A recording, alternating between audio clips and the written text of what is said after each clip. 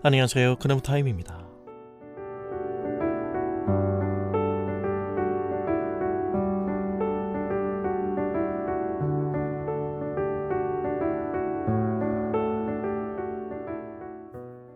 최후의 만찬은 끝납니다. 예수님에게 정해진 시각이 다가옵니다. 그분의 죽음이 다가오고 있는 것입니다.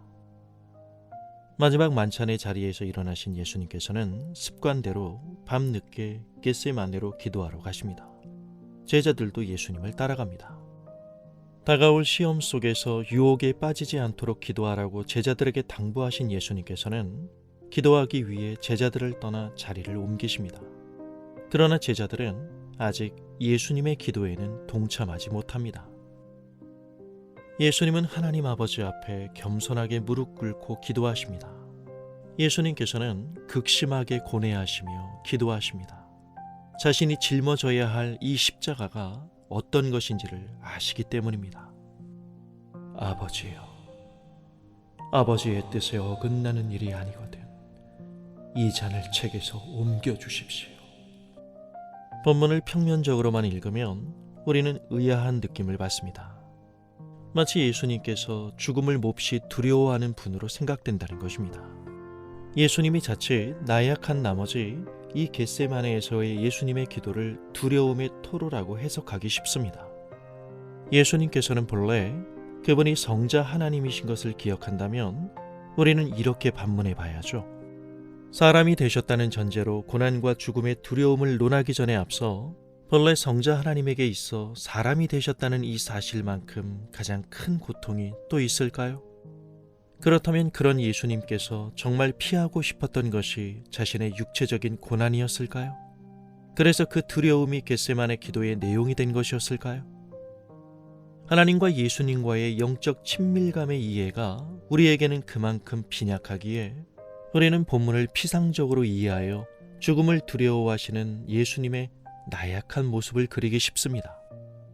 하지만 우리는 성자 하나님께서 인간의 처지와 자리에 오셔서 하나님께 범죄한 인간을 향해 쏟으시는 하나님의 맹렬한 진노의 잔을 홀로 받으셔야 하는 예수님의 고통을 우리로서는 도저히 짐작할 수가 없습니다. 예수님께서 정말 피하고 싶으셨던 고통은 그분의 육체적 고난이 아니라 성부 하나님과의 분리였습니다. 인간의 죄를 대속하는 십자가는 영원 전부터 단 한 번도 떨어져 보신 일이 없으셨던 성부 하나님과의 분리를 경험하는 일이었기 때문에 그렇습니다.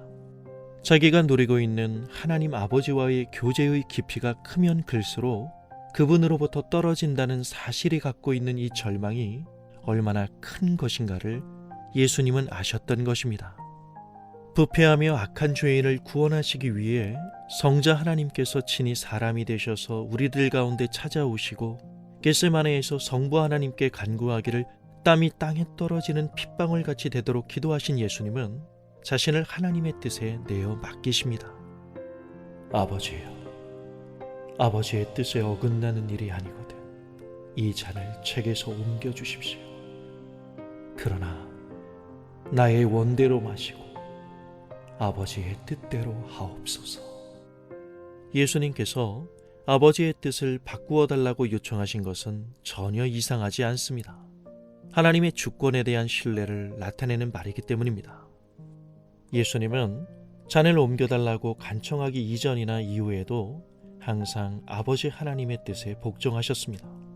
예수님께서 아버지의 뜻에 순종하여 이 땅에 오신 것 자체가 순종입니다.